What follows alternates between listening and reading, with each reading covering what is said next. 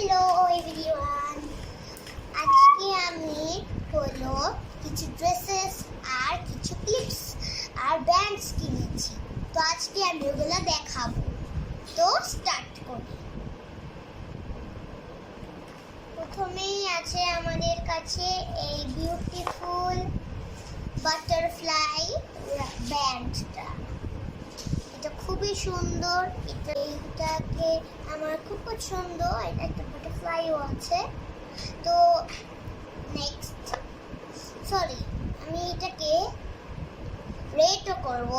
এটা আমার খুব পছন্দ হয়েছে। এর জন্য এটা 10/10। এবার এটা সেম জিনিস, এর জন্য এই দুইটাও 10/10। এবার আমি চলে যাচ্ছি একটা ওয়াও ক্লিপে।